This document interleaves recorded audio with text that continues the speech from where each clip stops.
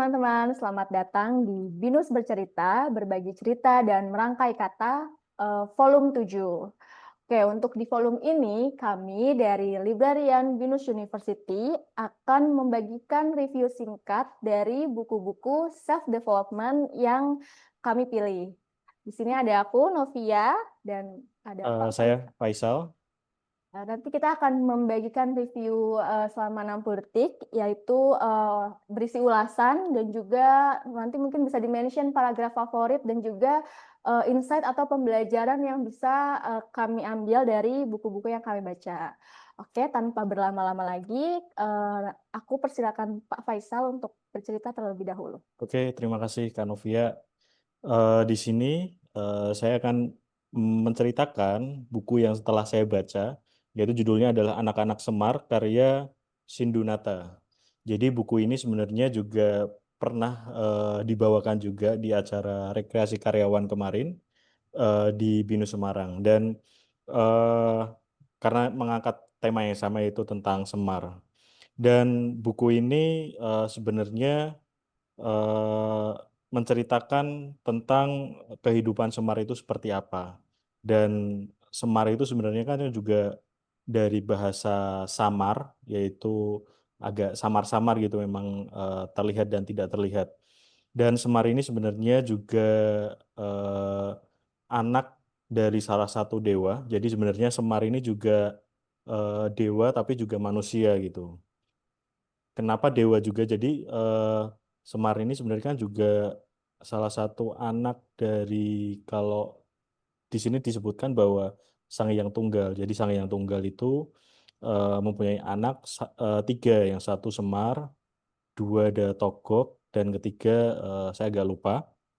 Jadi Semar ini kenapa berbadan besar? Jadi awalnya dulu Semar itu adalah kesatria juga, dewa. Terus kemudian dari Semar sama Togok ini eh, mereka ada kayak kontes bareng siapa yang bisa memakan gunung apa gitu. Di sini diceritakan bahwa maka dia akan yang menang atau yang sakti gitu. Terus kemudian akhirnya yang pertama mencoba itu adalah Togok. Dia mencoba makannya tetapi tidak bisa, akhirnya mulutnya sobek. Makanya kalau Togok itu gambarnya adalah mulutnya lebar. Terus kemudian yang kedua yang mencoba adalah Semar. Semar itu berhasil memakannya, terus kemudian dia tidak bisa mengeluarkannya sehingga eh, badannya besar dan pantatnya yang besar seperti itu. Dan eh, buku ini menceritakan juga bahwa laku Semar itu eh, sebenarnya eh, ada di setiap orang yang meyakininya seperti itu. Jadi kayak di sini di beberapa bab itu menjelaskan tentang Semar hilang, Semar mencari raga, dan Semar minggat. Itu sebenarnya Semar tidak benar-benar hilang gitu, tetapi Semar itu menjadi samar di antara orang-orang yang tertindas, di antara orang-orang yang lemah, di antara orang-orang yang memang tidak mempunyai kekuatan baik secara batin maupun secara apa dalam dunia nyata, misalnya ada di para pengemis-pengemis seperti itu, diceritanya seperti itu. Dan eh, jadi Semar itu juga apa namanya, eh, ada dua dunia yang menggambarkan bahwa di dalam kebaikan itu, di sini diceritakan bahwa di dalam kebaikan itu juga ada kejahatan, yaitu di dalam sisi Semar, karena Semar itu eh, apa namanya, dia mengikut Pandawa, Pandawa lima. Dan yang satu adalah di Togok, di dalam hatinya ada karena ikut Kurawa, Kurawa, jadi dia mencerminkan kejahatan, tetapi dalam kejahatan itu sebenarnya ada kebaikan seperti itu.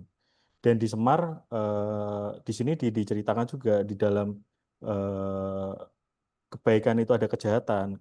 Itu dalam cerita Semar bangun kayangan. Semar membangun suatu istana di Kayangan gitu. Jadi diceritakan bahwa para Pandawa itu kaget bahwa kok Semar mau membangun kayangan, membikin istana sendiri. Kenapa? Ada yang salah satu cerita di sini digambarkan ada yang tidak terima sehingga di situ. Jadi Pandawa itu memang digambarkan kebaikan, tetapi ada salah satu 5 Pandawa itu yang tidak menerima eh, di dalam konteksnya Semar bangun kayangan itu.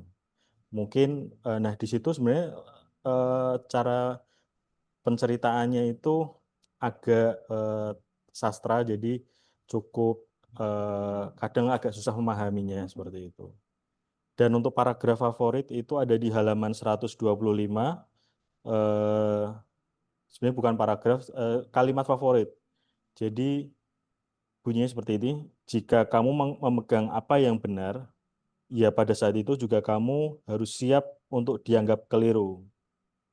Seperti itu. Jadi ya itu tadi bahwa Semar itu dalam kebaikan itu juga ada kejahatan, dalam kejahatan itu juga ada kebaikan.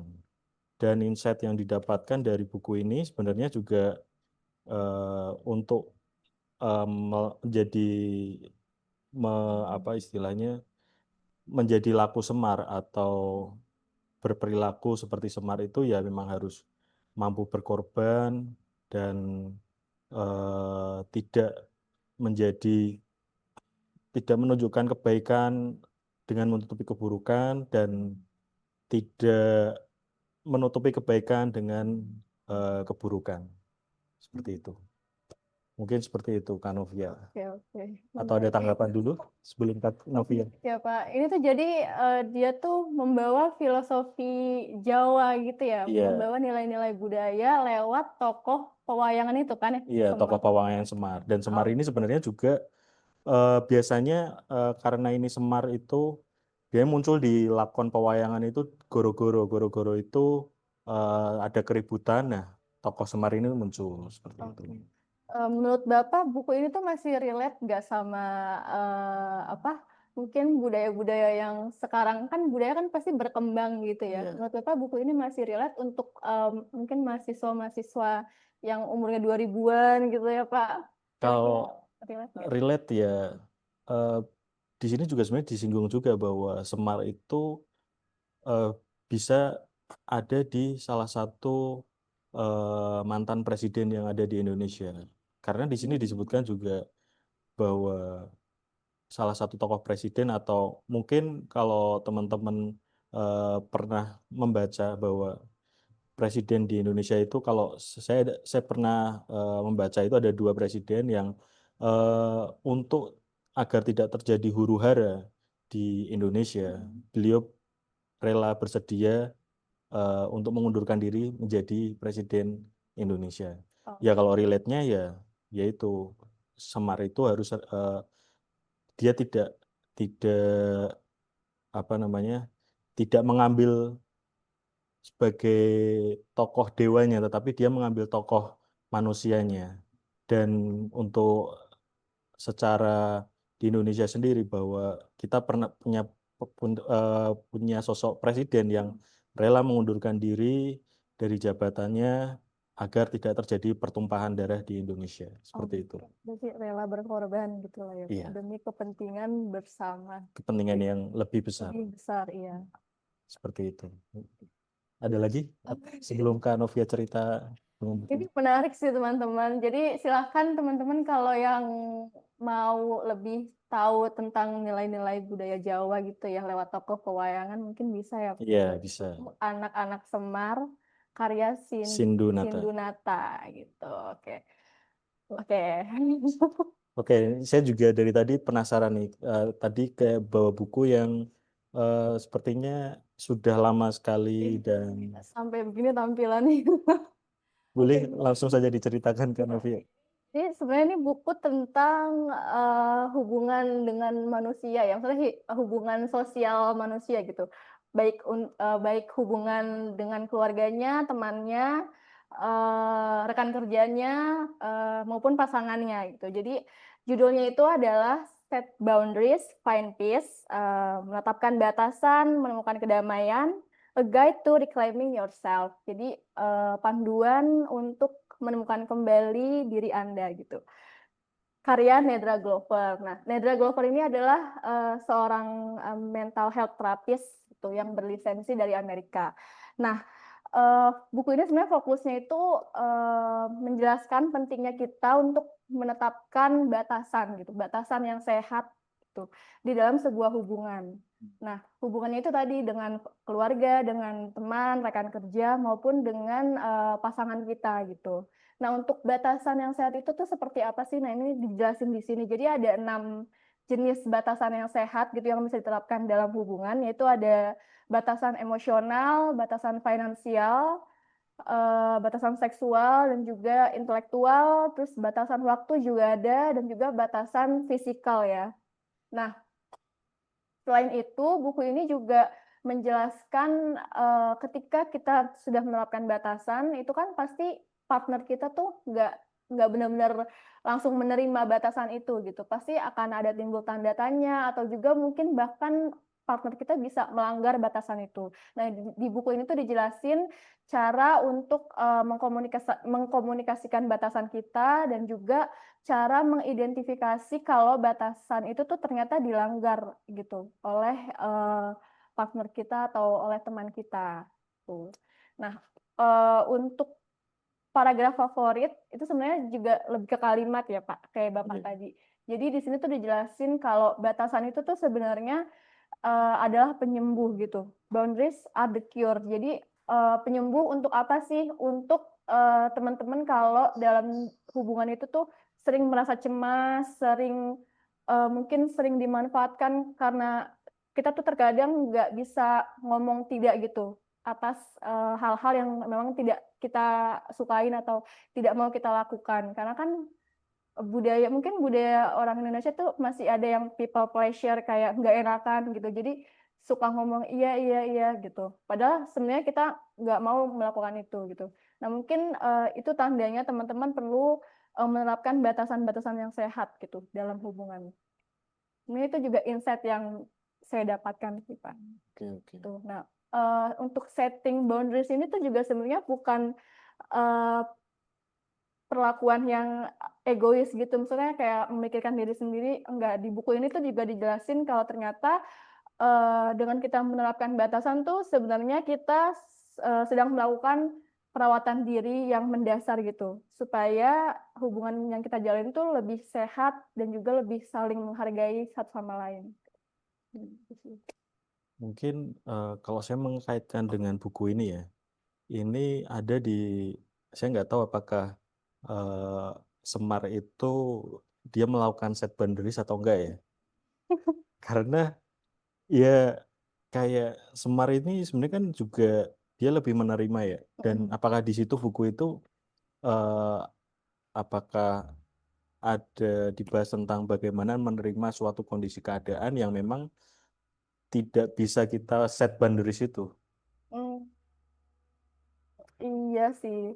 Sebenarnya iya dijelasin eh kadang kalau kita tuh bisa loh untuk menerapkan batasan itu, misalnya nih dilanggar gitu. Misalnya kondisinya tuh oh ternyata nggak sesuai sama apa yang kita inginkan gitu. Ya.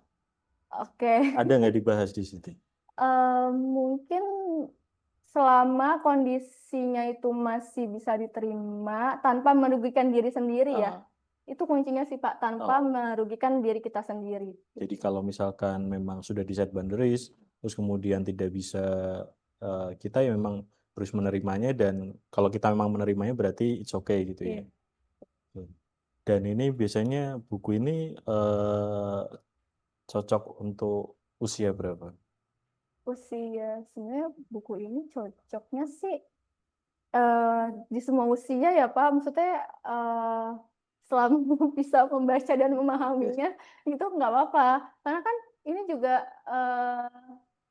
maksudnya semakin kita cepat baca buku ini, mungkin kita kan jadi semakin tahu ya. Maksudnya batasan-batasan apa sih yang perlu kita setting atau yang perlu kita hargai gitu dari batasan yang dimiliki oleh orang lain. Oke. Jadi semua kalangan bisa Semua baca buku kalangan ini. bisa. Eh, mungkin sebelum berarti sudah ya, kalau kurang lebih seperti itu. Iya, Mungkin ada statement penutup, mungkin kalau ada dari saya dulu berarti. boleh, boleh. Kalau dari saya sebagai statement penutup, buku ini silahkan teman-teman bisa dapatkan atau baca di perpustakaan yang ada di Indonesia, perpustakaan provinsi ataupun perpustakaan daerah. Dan teman-teman, kalau saya cari itu bisa dilihat di perpustakaan Jakarta. Dan kalau bisa teman-teman baca buku ini, karena di sini kita bisa merefleksikan kehidupan Semar dalam diri kita untuk menjadi lebih baik seperti itu. Silakan Kak Novia. Oke. Oke, closing statement dariku sama ya. Ini teman-teman bisa baca bukunya di perpustakaan. Setahu saya sih di perpustakaan Provinsi Jakarta ada ya. Tapi yang terjemahannya ini ada dua, ada yang terjemahan, ada yang bahasa Inggrisnya. Nah, mungkin kalau teman-teman tertarik dan butuh guide nih untuk membangun hubungan yang sehat gitu, mungkin buku ini bisa cocok untuk teman-teman baca.